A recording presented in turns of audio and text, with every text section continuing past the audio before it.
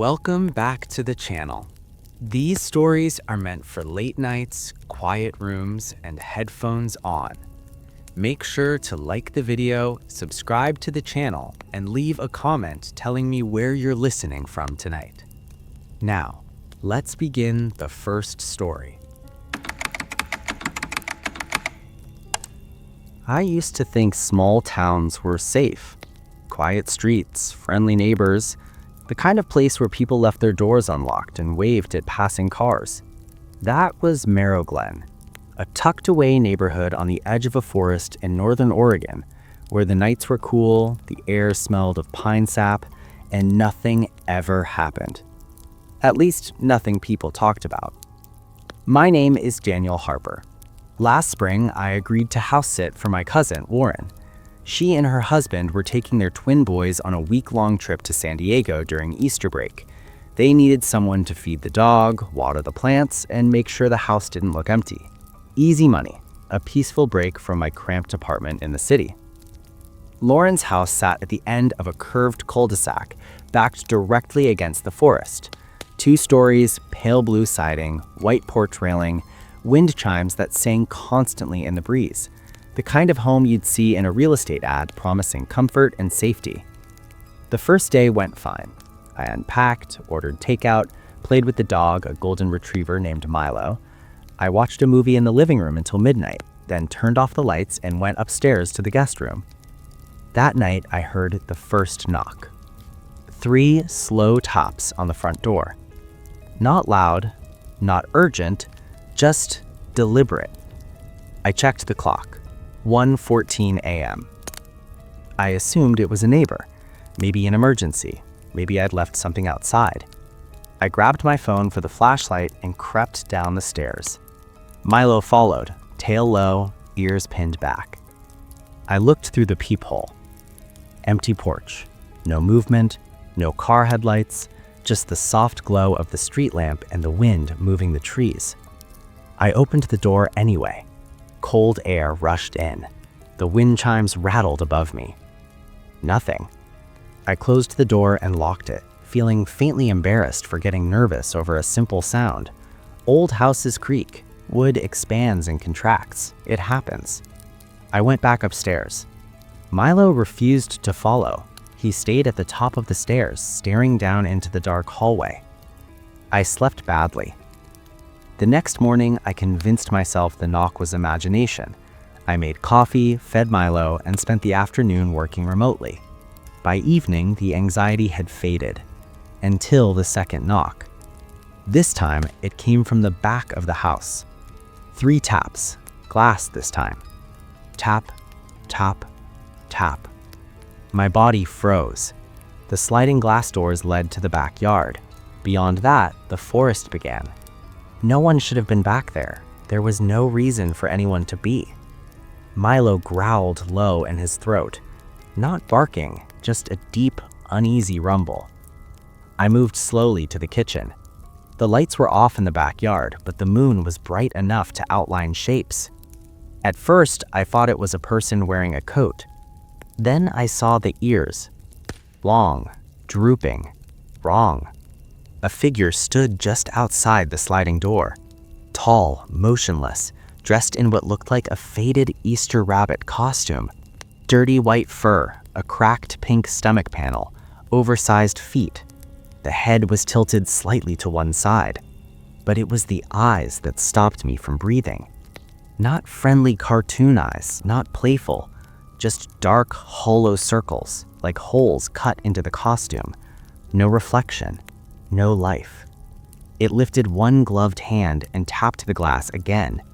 Tap, tap, tap. I flicked on the kitchen light. The figure was gone.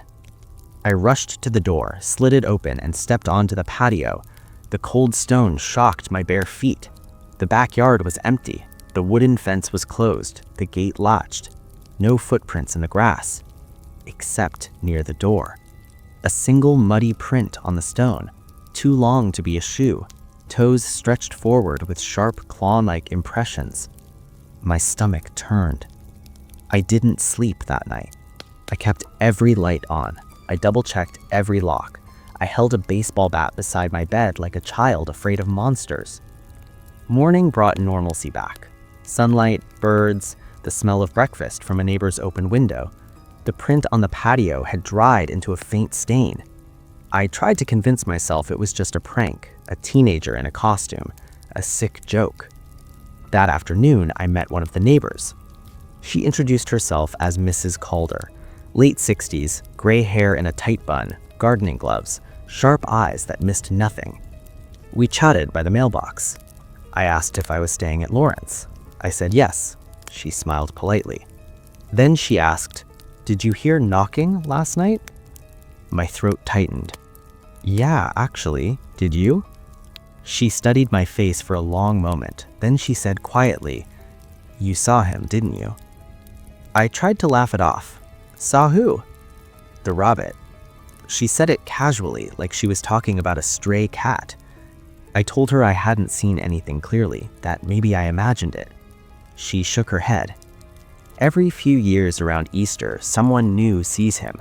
Used to be a man named Arthur Bellamy, children's entertainer, birthday parties, parades, always in that rabbit suit. 20 years ago, children started disappearing. Not many, just enough to whisper about. Then Arthur vanished too. I asked what happened. They found him in the forest, hanging from a tree, still in costume. The sheriff called it suicide, but the parents of those missing kids said he'd come to their houses, tapping on windows at night, offering eggs. I swallowed hard. Mrs. Calder leaned closer. "If you see him again, don't open the door. Don't take anything he gives you, and don't follow him into the woods." I wanted to tell her she was crazy, that this was some small town ghost story, but the fear in her eyes felt real. That night, I decided I wouldn't stay in the house alone. I drove to my friend Jason's apartment in the city. I told him I needed a break from the quiet. He didn't ask questions. We ordered pizza, played video games, and drank cheap beer until early morning. For the first time since arriving in Merrow Glen, I felt normal again. Until the tapping started. 3 knocks. On the sliding balcony door, 20 stories above ground. Tap, tap, tap. Jason was asleep. I stood up slowly, every instinct screaming at me not to look. But I did. Outside, on the narrow balcony, stood the rabbit. Same dirty costume, same tilted head, same hollow eyes. This time, it held a plastic Easter egg in its hand. Bright pink, shiny, new. It lifted the egg and tapped it against the glass 3 times. Tap, tap, tap. Then it set the egg gently on the balcony floor and stepped backwards into the darkness. Gone. I didn't run outside this time. I just stared at the egg through the glass. My heart pounded so hard I thought I'd pass out. Finally, I slid the door open and picked it up. It felt heavier than it should have been. Warm. I twisted it open. Inside was a photograph. A picture of me asleep in Lauren's guest room, taken from the doorway. The blanket pulled up to my chin, Milo sleeping at the foot of the bed. Someone had stood there watching me. I dropped the egg. My legs gave out. I woke Jason, stammering excuses, saying I had to leave immediately. He thought I was drunk. I didn't bother explaining. I drove all the way back to Merrow Glen as the sky turned gray. By the time I pulled into Lauren's driveway, I knew something had chosen me, and I had no idea how to make it stop. I sat in Lauren's driveway for a long time before going inside. The sun was rising, washing the cul-de-sac in soft gold. Birds chirped. A jogger passed with headphones in. Everything looked normal, peaceful, like the last 48 hours had never happened. But the photo in my pocket felt heavy as a stone. I unlocked the front door. Milo was waiting, tail stiff, whining quietly. When I stepped in, he backed away from me, hackles raised, not aggressive, afraid of me. That was the first sign that something had changed. Inside, the house looked exactly as I left it. No signs of entry, no broken windows, no open doors. Yet the air felt thicker, like the house had been holding its breath. I walked into the living room and froze. Plastic Easter eggs covered the floor. Dozens, maybe hundreds, scattered across the carpet, under the coffee table, lined along the windowsills, tucked between couch cushions. Bright pastel colors against neutral furniture. A cheerful child's holiday display twisted into something grotesque. They hadn't been there before. Milo refused to step into the room. He whined and bolted upstairs. I knelt and picked up the nearest egg. It was slightly open already, like it wanted me to look inside. My fingers shook as I twisted it. Inside was another photograph. This one showed me standing in Jason's apartment, staring out at the balcony door. Taken from behind, the rabbit's reflection faintly visible in the glass. I opened another egg. A child's tooth, still stained with dried blood. Another egg. A lock of light brown hair tied with a tiny pink ribbon. Another. A crayon drawing. Stick figures holding hands in front of a house. A giant rabbit behind them. Red scribbles around its hands. Not quite blood, but meant to be. I dropped the egg. My stomach rolled. This was not a prank. This was not a person in a costume. This was something that had followed me. Something that had entered my life the moment I opened that first egg. I called the police. A patrol officer arrived 20 minutes later. Young guy. Professional smile that faltered the moment he saw the eggs. He photographed everything, took notes, asked questions. Did I have enemies? Did I owe money? Was this some elaborate harassment? I told him about the rabbit. I watched his expression change. Not disbelief, something closer to discomfort, like I'd said a word he didn't want to hear. He cleared his throat. "We'll keep an eye on the area," he said. "If anything else happens, call immediately." I knew he wouldn't find anything. That night, I locked every door, every window. I wedged a chair under the back sliding door. I kept the lights on. I sat on the couch with a baseball bat across my knees. Milo lay beside me, trembling. At exactly 3:33 a.m., the power died. All lights, all electronics, gone at once. Darkness swallowed the house. Then came the sound. Scratching.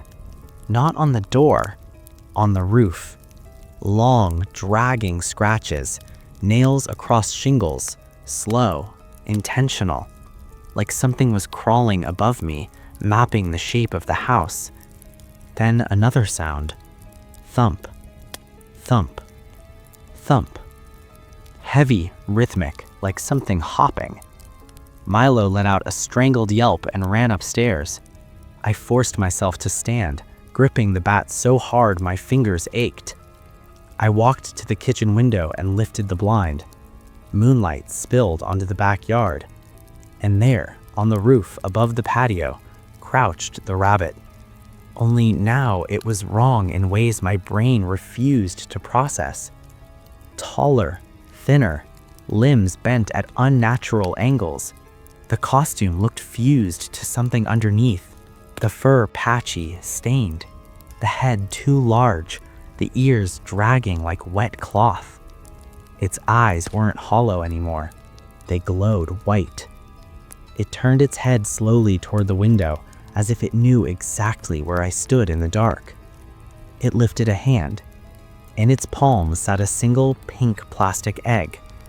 Tap, tap, tap. It tapped the egg against the glass. Then it dropped the egg onto the porch. I backed away. I didn't open the door. I didn't touch the egg. I grabbed my keys, my jacket, and ran upstairs to collect Milo. We left the house without turning on a single light. I drove until dawn, until my sky turned pale and my gas tank hovered near empty. I didn't go back. For the next week, I lived in cheap motels along highways, paying cash, using fake names, keeping my curtains closed. never staying in the same place twice. It didn't matter. Everywhere I went, the eggs followed. In a motel parking lot, one rolled toward my foot from under a car. In a gas station bathroom, one sat inside the sink basin. In a diner booth, one rested on the seat when I slid in. Always pink, always waiting. I never opened them again. I didn't need to. I knew what was inside. Me, watching, being watched. Then the dreams started. Every night, the same place. A bright field under an artificial blue sky. Plastic flowers, pastel fences, painted eggs lining a winding path. And at the end of every path, the rabbit. Always closer. Always smiling with a mouth that never moved. In the dreams, it spoke without words. You opened the egg. You saw me. Now you will carry me. I woke each time with the taste of candy in my mouth, sickly sweet, rotting. I knew I couldn't run forever, so I went back to Merrow Glen. Not to the house, to the forest. Mrs. Calder had mentioned where Arthur Bellamy died, a place locals avoided, a hollow deep in the trees where nothing grew properly and birds never sang. I found it at dusk. A crooked tree stood in the center, its bark scarred. An old rope still dangled from a high branch. Beneath it lay scattered remnants of melted plastic eggs fused into the soil. I stepped into the clearing. The air dropped 10 degrees. The forest went silent. Behind me, a giggle. Soft, childlike. Then the sound of hopping. Slow, wet, approaching. I turned. The rabbit stood at the tree line, no longer pretending to be a costume. Its body stretched too tall, its arms too long, its fingers ended in thin black claws. The fur hung in strips. Beneath it, something pulsed, something alive. Its face split in a grin, inside rows of tiny human teeth. It didn't walk, it hopped. Closer, closer. My legs refused to move. My heart hammered. My lungs burned. It stopped in front of me and leaned down so its glowing eyes filled my vision. Then it placed a pink plastic egg in my hands. Warm, beating faintly like a heart. A voice filled my skull. Not loud, not soft. Everywhere. You opened the egg. You saw me. Now you will carry me. I dropped the egg. It cracked open on the ground. Inside was a photograph. Me, standing at the tree, holding the egg. Taken just now. I stepped back. My shadow stretched across the dirt. 2 long ears rose from my silhouette. The rabbit tilted its head. Tag. The word hit like a whisper in my ear. Then it vanished. No smoke, no light, no sound. Just gone. I ran out of the forest until my lungs tore and my legs gave out. When I finally stopped, I was alone on the roadside. Dawn breaking, cars passing, people on their way to work. Normal life continuing, but something inside me had shifted. Since that night, I've tried to live normally. I moved to a new city, changed my number, deleted social media, cut ties. It doesn't matter. Children smile at me too long. Strangers hand me candy for no reason. Sometimes I wake up outside, barefoot, dirt under my nails, a plastic egg in my pocket I don't remember finding. And in the mirror, when the light hits just right, I see it. Not my face, a rabbit's grin. So I'm telling you this for one reason. If you ever hear 3 taps at night, if you ever see a rabbit at your window, if you ever find a plastic egg that feels too heavy, do not open it. Because once you see what's inside, the game begins, and the rabbit never stops playing.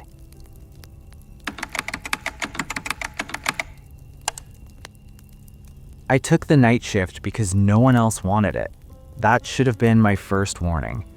The job was simple on paper: security guard at Ash Point Office Plaza, a cluster of glass and steel buildings on the edge of the city.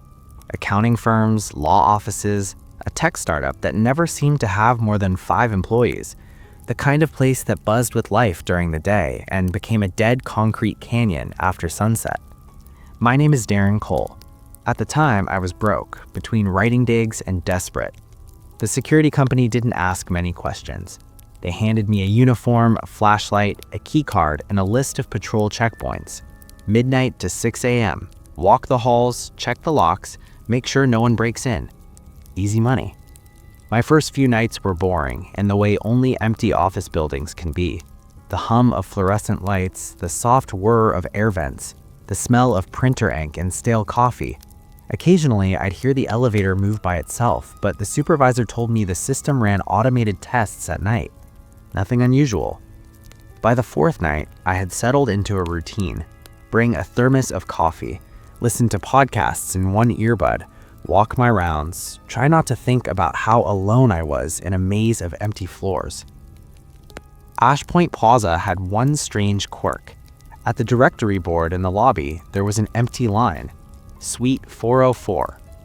No company name, no tenant listed, just blank space. I asked the day receptionist about it once. She shrugged and said, "That floor's been empty for years. Owner doesn't rent it out, some legal thing." I didn't question it, until the night the elevator stopped on that floor. It happened just after 2 a.m. I was in the lobby checking the cameras. All feeds normal. Parking garage empty, office corridors silent. Then the elevator indicator above the doors blinked, going up. I frowned. No one else should have been in the building. The number climbed. 2, 3, 4. Then it stopped. On 4. Suite 404. I grabbed my flashlight and radio. The radio crackled with nothing but static. I tapped it. Still static. Probably interference. I stepped into the elevator. The ride up felt longer than usual. My ears popped. The fluorescent ceiling light flickered once, twice. When the doors opened, I stepped out onto the 4th floor corridor. Dark. That was the first wrong thing. All other floors kept their lights on all night. The 4th floor lights were off. Only faint emergency exit signs glowed red at the far ends of the hall. I shined my flashlight down the corridor. Closed glass doors, frosted windows, nameplates removed. It looked like an office floor that had been erased. The air smelled different here. Dust, old carpet, something faintly sweet underneath, like rotting fruit. I took one cautious step forward. My footsteps sounded muffled, like the carpet was thicker here, or softer, as if it absorbed sound. Halfway down the hall, I saw something on the floor. A plastic egg, bright pink, out of place in the sterile corporate hallway. I stared at it. My first thought was that some cleaning crew left a kid's toy behind after a weekend event. But the building didn't host events, and cleaning crews never came this late. I bent down and picked it up. It was warm. Not just room temperature warm, body warm, like someone had been holding it. My fingers twitched to open it. I didn't. I put it in my pocket instead and hurried back to the elevator. The doors closed too slowly. I watched the dark hallway until it vanished. When I reached the lobby, I checked the cameras again. There was no feed for the 4th floor. Not black screen, not static. Just a frozen, still image of an empty corridor, like a photograph. I told myself I was overthinking it. Old wiring, broken lights, weird building quirks. By the time my shift ended at sunrise, I had almost convinced myself it meant nothing. Almost. I went home and slept through the day. When I woke up, I found the pink egg on my nightstand. I didn't remember taking it out of my pocket. I stared at it for a long time. Then curiosity won. I twisted it open. Inside was a folded piece of paper, a tiny printed photograph. Me, sitting in the security chair in the lobby, head tilted back, mouth open, asleep, taken from directly in front of me. I dropped the egg halves, my heart hammered. I lived alone. My apartment door was locked. No one had access to my building. I checked every window, every lock. Nothing disturbed. I didn't sleep again that day. That night, I forced myself back to work. I needed the money, and I needed to prove to myself that I wasn't losing my mind. The lobby was normal, the elevator silent, cameras working. At 1:58 a.m., the elevator indicator blinked again. Up. I stared at it. 2, 3, 4, then stopped on 4, Suite 404. I didn't get into the elevator this time. Instead, I watched the camera feed for the 4th floor. Still image, empty corridor, same frozen frame. Then something changed. At the far end of the corridor, where the emergency exit sign glowed red, a shape appeared. Tall, thin, standing just outside the edge of the frame, only part of it visible. A long ear, white. I leaned closer to the monitor. The image didn't update, it stayed frozen, but I knew what I saw. My radio crackled suddenly, not static this time, a sound like breathing.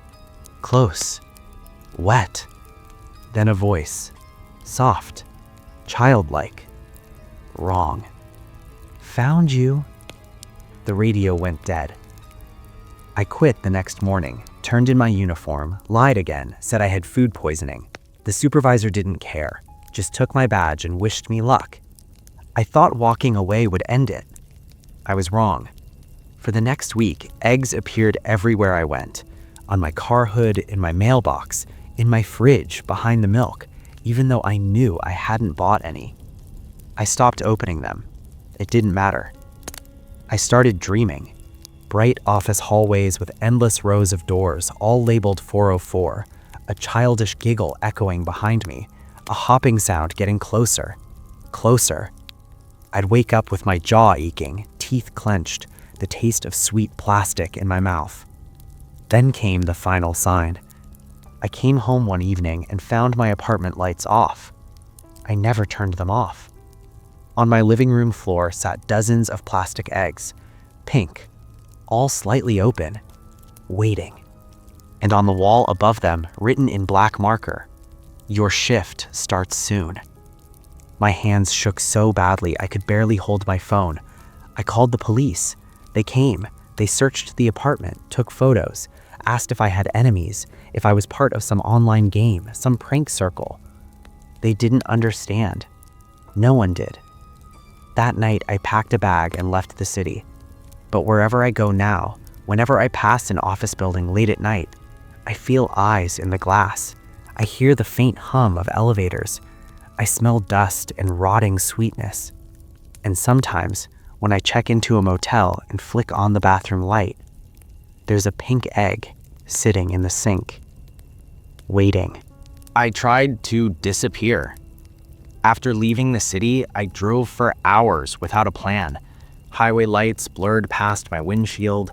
Dawn came and went. By afternoon, I was in a small roadside town called Millbrook. One main street, a diner, a gas station, a cluster of pine trees swallowing everything else. I checked into a cheap motel with peeling wallpaper and a tired clerk who didn't ask for ID. I paid in cash, turned off my phone, pulled the curtains tight. For the first time in weeks, I slept. No dreams, no hallways, no hopping. When I woke up, the sun was setting. Orange light spilled through a crack in the curtains. For a moment, I felt normal. Until I walked into the bathroom. A single pink plastic egg sat in the sink. My hands went cold. I hadn't been here before. I had checked the room myself. It was empty. I didn't open it. I grabbed a towel, wrapped the egg, carried it outside, and threw it into the dumpster behind the motel. I watched it hit the bottom and disappear among the trash. Then I drove away without checking out. I spent the next week moving. Cheap motels, cash payments, no phone, no internet, no contact with anyone I knew. But the eggs always returned. In a coat pocket I hadn't used before, on the hood of my car, once inside a locked glove compartment that I had not opened since leaving the city. Always pink, always warm. I stopped throwing them away. It didn't matter. Then, one night, in a town's name I never bothered to learn, I finally opened one again. I don't know why. Exhaustion, maybe. Or the sense that running had already failed. Inside was a key card. White plastic, magnetic strip, a faded printed number. My breathing turned shallow. I dropped the card onto the motel bed like it might burn me. I knew what it meant. It wasn't following me anymore. It was calling me back. I fought the thought for 2 days, drove in the opposite direction, avoided highways, took back roads through empty farmland and dead forests. On the third night, I dreamed again. I was back in Ash Point Plaza, standing in front of the elevator, my security uniform on my body, my radio on my shoulder, my hand holding the key card. The elevator doors were open. Inside stood a tall white shape with long ears brushing the ceiling. It didn't move, didn't speak, just waited. When I woke up, the key card was on my chest. That's when I understood. There was no escape. Not distance, not hiding, not denial.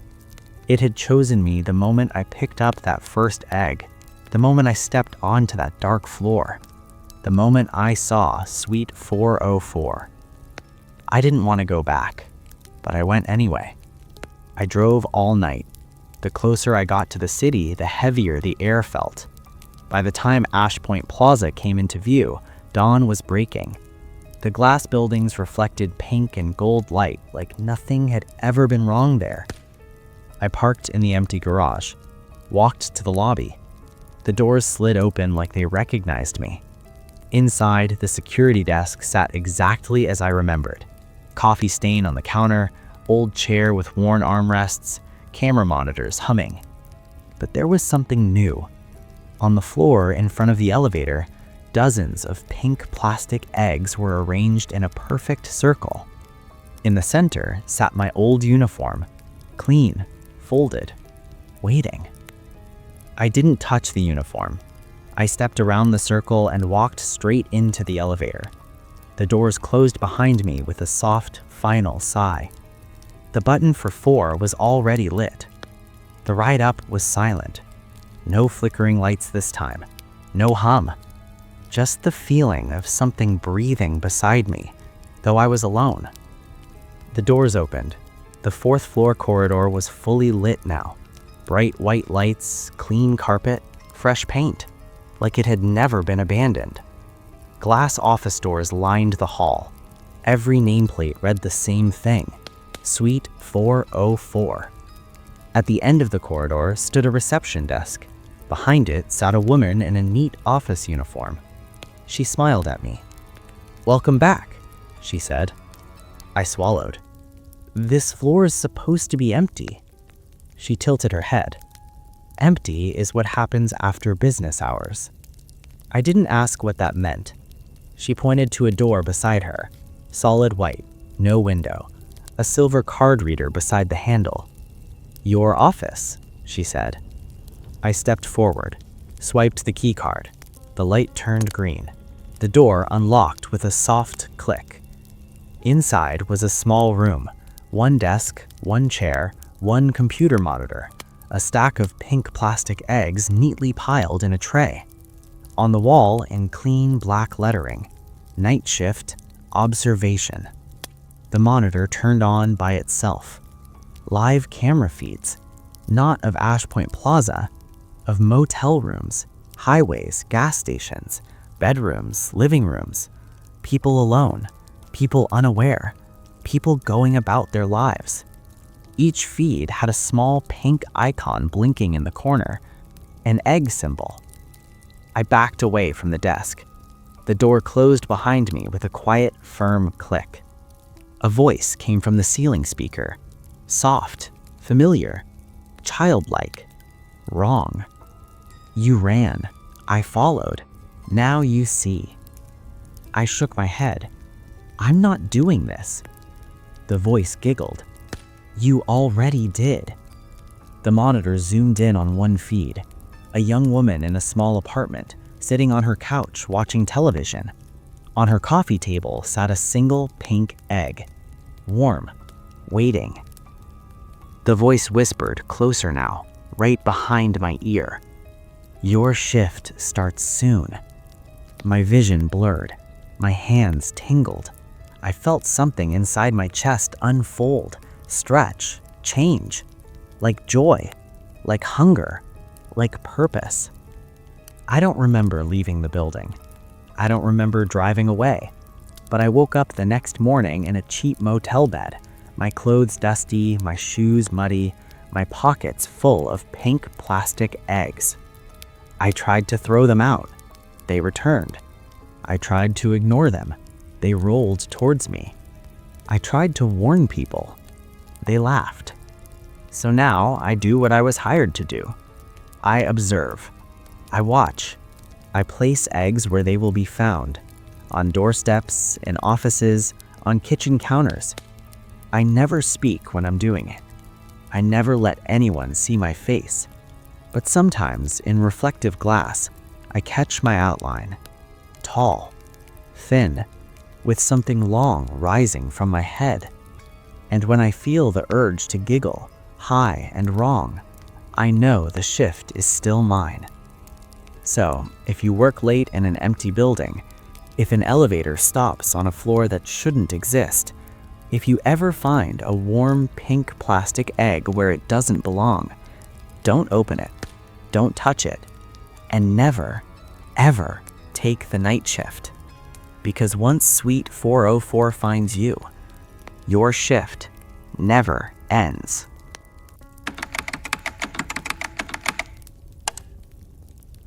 I never believed in haunted places. I grew up in cities, surrounded by noise and neighbors and traffic that never slept.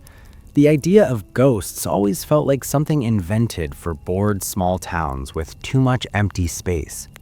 But last autumn, I learned that silence can hide things, and some places remember you the moment you step inside.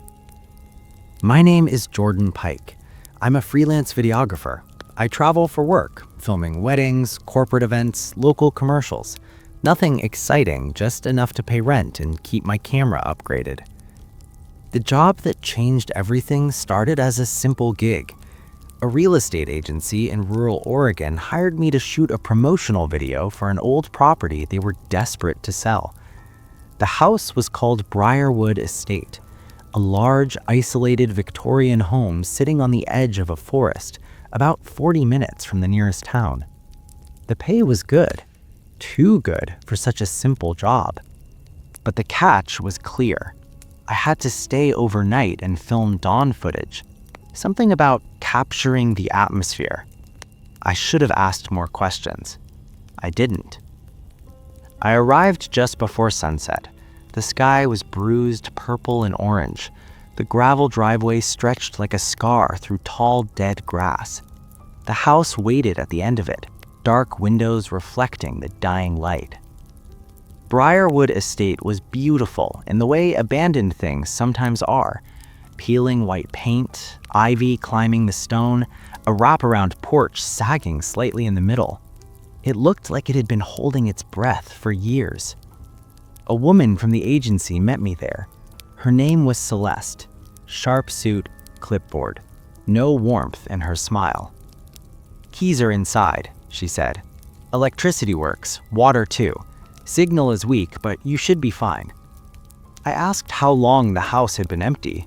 She hesitated. About 15 years, she said, after the owners passed. How did they die? Celeste looked at her watch. Natural causes. Everything you need is written in the folder on the kitchen table. Just lock up when you leave tomorrow. Then she got in her car and drove away without looking back.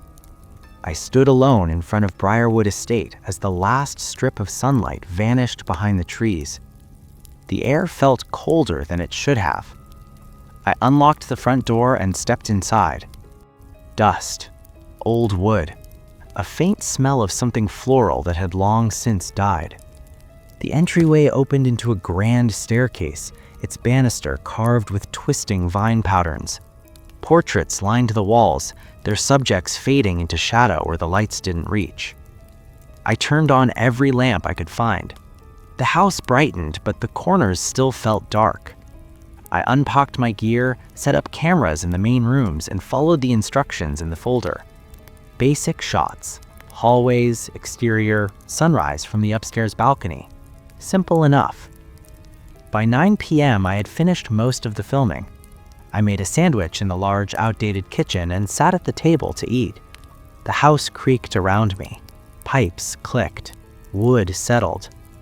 Old house noises, I told myself. At 10:17 p.m., I heard the first knock. 3 taps, soft, measured, coming from the front door. I froze with my sandwich halfway to my mouth. No car, no headlights outside, no reason for anyone to be here. I walked to the door and looked through the peephole. The porch was empty. I unlocked the door anyway and opened it.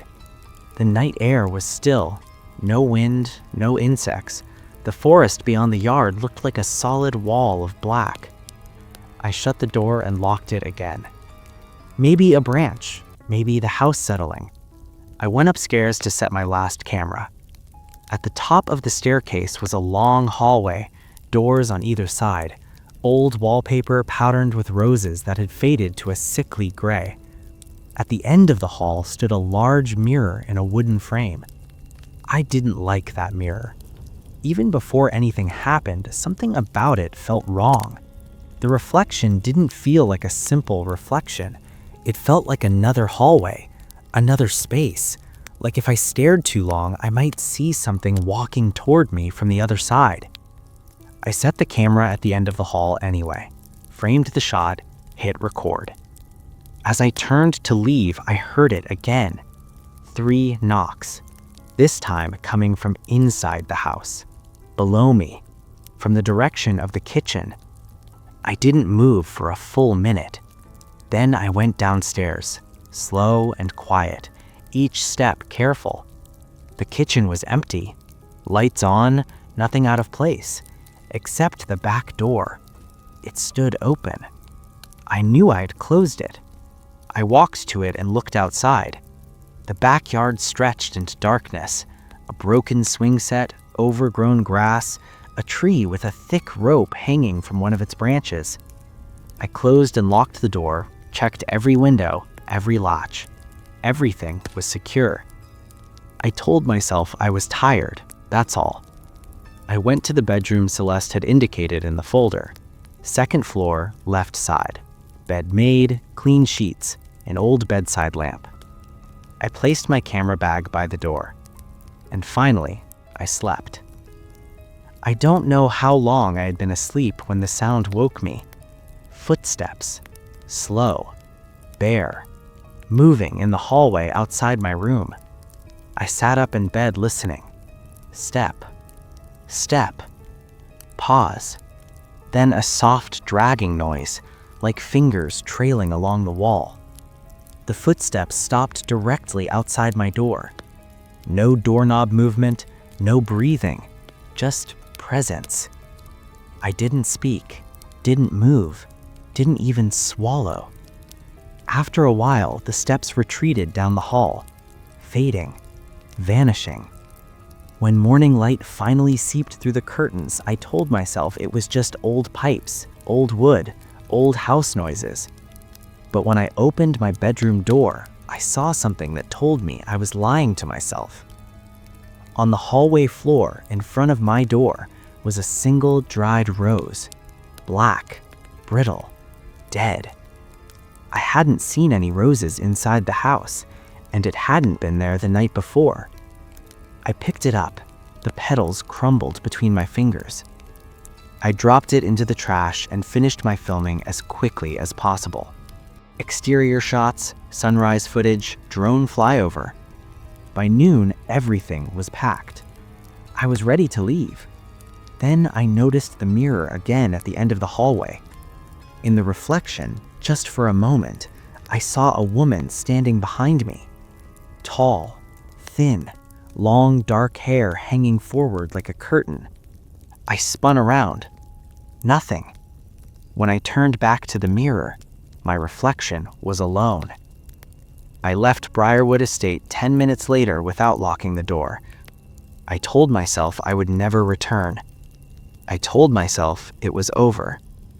I was wrong. Because that night in my apartment 3 hours away, I found a dried black rose on my kitchen counter, and I knew Briarwood had followed me home. I stared at the dried black rose on my kitchen counter for a long time. It hadn't been there when I left for the shoot. I lived alone. My windows were locked. My apartment was on the 3rd floor. No balcony access, no pets, no reason for a dead flower to appear in my home. I threw it away. Not gently either. I wrapped it in paper towels, shoved it deep into the trash bag, and tied it tight. Then I took the bag out to the dumpster behind my building. I told myself that was the end of it. For 2 days, nothing happened. I edited the footage from Briarwood Estate. The house looked gorgeous on screen.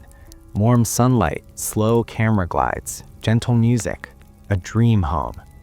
Then, while reviewing the nighttime hallway shot, I noticed something.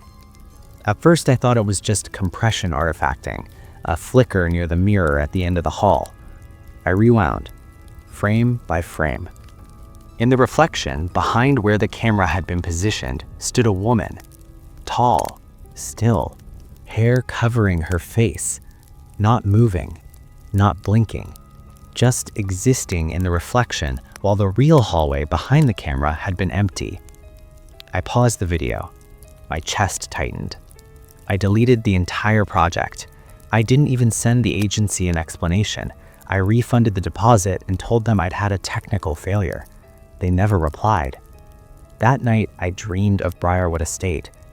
I stood at the front door. The porch sagged beneath my feet.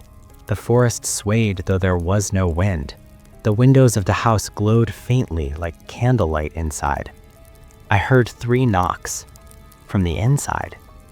I woke up sitting upright in bed, sweating. On my nightstand lay a single black rose. This time I didn't throw it away. I stared at it until sunrise.